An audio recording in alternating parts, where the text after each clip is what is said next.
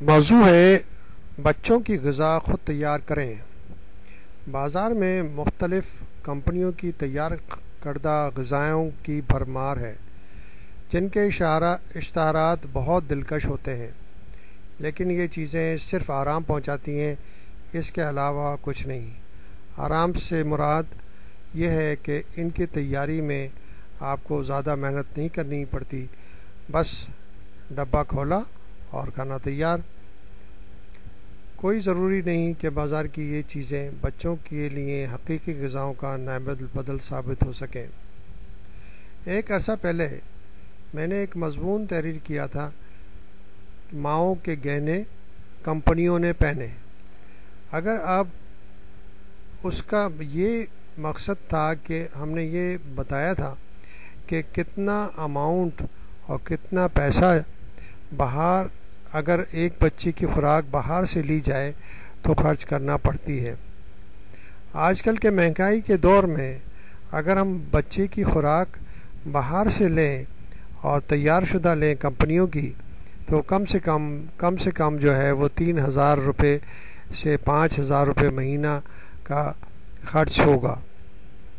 آپ اندازہ کر سکتے ہیں کہ ایک درمیانہ طبقے کے فرد کے لیے یہ خرچ کتنا زیادہ ہے، اور یہی پیسہ اگر بچے گا تو وہ اپنے بچے کے لیے اور دوسرے بچوں کے لیے اچھی تعلیم، اچھے رہن سہن، اچھے لباس کا انتظام کر سکے گا۔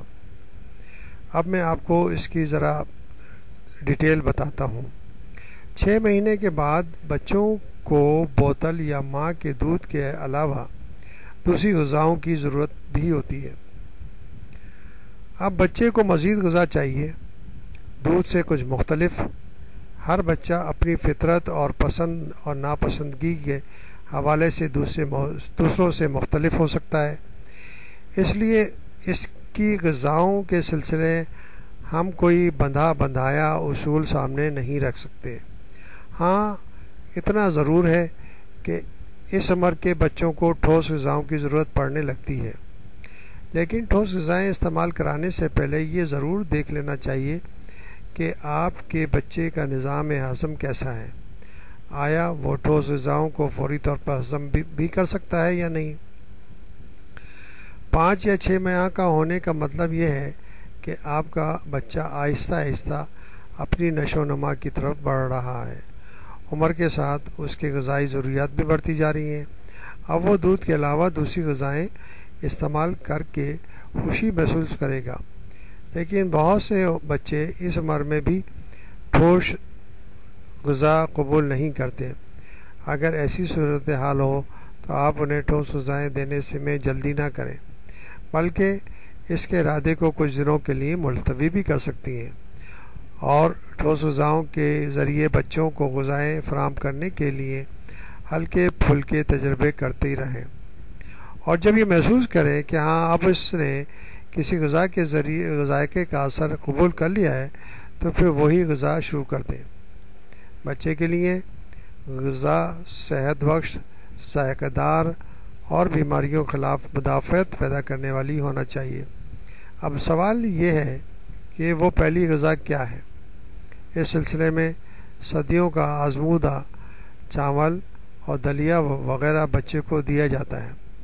یہ غذا آہستہ آہستہ بچے کی زبان کے ذائقوں کو تیز کرتی ہیں۔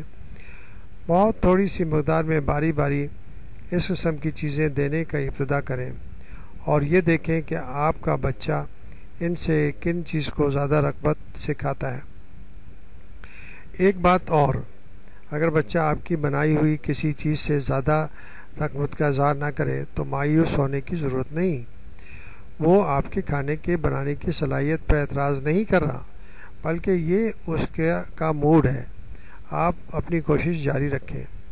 جب آپ اپنے بچے کو چمچے کی مدد سے کھلانا شروع کرتی ہیں تو وہ نئی غذاؤں سے رغبت کا اظہار کرنے لگتا ہے، کیونکہ یہ سب اس کے لیے نئے تجربے کی طرح ہوتا ہے۔ شروع میں اسے کیلے کو پیس کر دیں۔ یہ نرم اور ہلکی غذا ہے، بچے کا نظام ہاضمہ اسے آسانی سے قبول کر لے گا۔ پہلے اس میں دودھ کی مقدار زیادہ ہونی چاہیے۔ جب وہ اچھی طرح چبانے کے قابل ہو جائے تو دودھ کی مقدار کو کم کرتی چلی جائیں۔ ٹھوس غذا کے 2 ماہ بعد آپ کے بچے کی غذائی ضروریات بڑھ جائیں گی۔ پہلے آپ اسے دن میں 2 چمچے دیا کرتی تھیں، اب 8 سے 10 کر دیں۔ ان غذاؤں کے ذائقوں میں تبدیلی بھی لاتی رہیں، لیکن یہ تبدیلی کوئی ضروری بھی نہیں۔ بچے کو فی الحال غذاؤں کی تبدیلی وغیرہ سے زیادہ دلچسپی بھی نہیں ہوتی، لیکن اگر آپ کا بچہ دن میں 3 مختلف غذائیں استعمال کرنے لگتا ہے اور انہیں ہضم بھی کر لیتا ہے تو یہ خوشی کی بات ہے۔ کچلے ہوئے آلو، کیلے، اس قسم کے دیگر نرم غذائیت والی چیزیں جو پھل کے صورت میں بھی ہو سکتی ہیں ان کے لیے مفید ثابت ہوں گی۔ اگر آپ کے گھر میں بلینڈر یا جوسر وغیرہ نہیں تو فکر نہ کریں، آپ اپنے ہاتھوں سے بھی جوسر بلینڈر کا کام لے سکتی ہیں۔ کچھ دنوں میں کے بعد جب آپ دیکھیں کہ آپ کا بچہ دن میں مختلف غذائیں استعمال کر رہا ہے جس طرح گھر کے دوسرے لوگ کھانا کھایا کرتے ہیں، تو آپ کو اپنے پکوانوں کی صلاحیت پر خود بھی رشک آنے لگے گا۔ لہٰذا ہمت کریں، اگر آپ کے گھر میں چھوٹا بچہ ہے تو بازار کی غذائیں سے زیادہ اپنی ہوئی غذائیں اس کی پرورش کرنے کی کوشش کریں۔ فرق آپ کو صاف نظر آئے گا، جس میں آپ اپنے بچے کی گروتھ سے اندازہ لگا سکیں گی۔